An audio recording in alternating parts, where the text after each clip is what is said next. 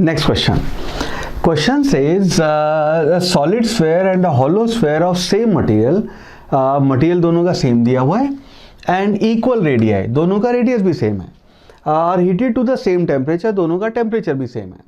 हमारे स्टेटमेंट है both will emit equal amount of radiation per unit time in the beginning, both will absorb equal amount of radiation from the surrounding in the beginning. तीसरा कहता है initial rate of cooling dt by dt will be same for both the spheres. चौथा कहता है two spheres will have equal temperature at any instant. Now आसान सवाल है, basics इससे क्लियर होंगे अपने. ये आपका एक स्फेयर मान लो, ये हॉलो स्फेयर है, ठीक है, और दूसरा आपका ये मान लेते हैं ये सॉलिड स्फेयर है. नाउ इन दोनों केसेस में दोनों का रेडियस सेम दे रखा है. इनिशियल टेम्परेचर आपका, इसका टेम्परेचर T0, इसका टेम्परेचर T0, और सराउंडिंग का टेम्परेचर मान लेते हैं TS है, और इसका दोनों का T0 टेम्परेचर दोनों का ज़्यादा है सराउंडिंग से, तो वो हीट अपनी लूज़ करेंगे, उनका टेम्परेचर कम होगा. और दोनों का ही, अच्छा यहाँ पे दोनों का जो फ़र्क आएगा, इसका मास अगर M1 है, इसका मास M2 है, क्योंकि सेम मटेरियल के बने तो दोनों की डेंसिटी सेम होगी, स्पेसिफिक हीट भी सेम होगी. सो density same, specific heat same, लेकिन क्योंकि एक हॉलो है एक सॉलिड है, तो M2 जो इसका मास है वो इसके मास से ज़्यादा होगा.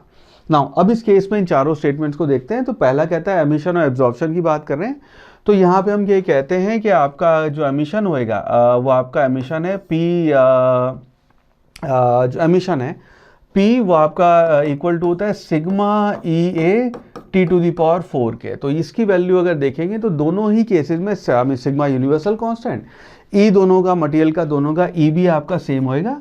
सरफेस एरिया भी, क्योंकि रेडियस सेम है, सरफेस एरिया भी सेम होएगा, टेम्परेचर भी दोनों का सेम है. सो विच मीन्स पहला स्टेटमेंट आपका ट्रू हो जाएगा. एब्जॉर्प्शन जो है उसके केस में आपका दोनों के नेट उसकी बात करेंगे कि कितना आप एमिट कर रहे हैं, कितना एब्जॉर्ब कर रहे हैं. वो एब्जॉर्प्शन आपका टेम्परेचर डिफरेंस पे, ऑलराइट, एब्जॉर्प्शन जो है उसको लिख सकते हैं sigma EA T surrounding to the power 4. ठीक है, ये आपका एमिशन हो गया, ये हो गया दोनों का, क्योंकि सराउंडिंग का टेम्परेचर सेम है इसलिए इनिशियली ये भी दोनों का आपका सेम होगा.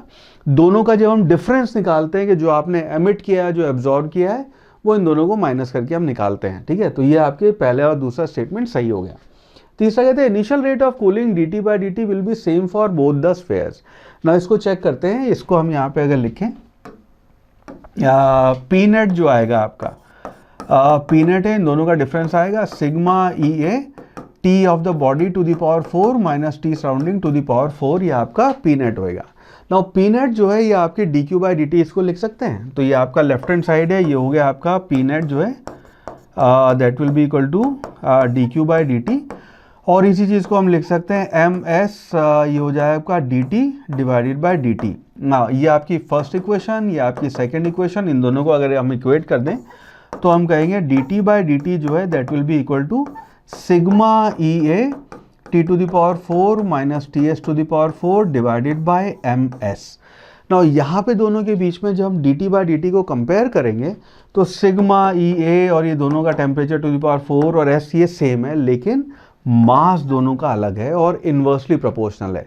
इसका मतलब ये है कि जिसका मास आपका, क्योंकि इन्वर्सली प्रोपोर्शनल है, तो ये आपका टेम्परेचर जो टाइम के साथ गिर रहा है, इसको हम कहते हैं यहाँ पे रेट ऑफ कूलिंग जो है dt by dt, वो मास के इन्वर्सली प्रोपोर्शनल है, यानी कि जिसका मास कम है उसकी वैल्यू ज़्यादा होगी. तो यहाँ पे अपना है will be same for the two sphere, ये आपका स्टेटमेंट सही नहीं है.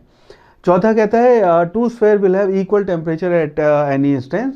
ये स्टेटमेंट भी आपका इसी वजह से गलत हो जाएगा, फॉर द सिंपल रीज़न कि दोनों का टेम्परेचर गिरने का जो रेशो है या जो रेट है वो डिफरेंट है. तो इनिशियल टेम्परेचर अगर सेम था तो आफ्टर अ सर्टेन टाइम दोनों के टेम्परेचर में डिफरेंस आएगा, उसकी वैल्यू आपकी सेम नहीं होगी. So that means A and B, यानी कि ऑप्शन 1 जो है A and B, that would be the right answer. I hope ये सोल्यूशन आपको समझ में आया.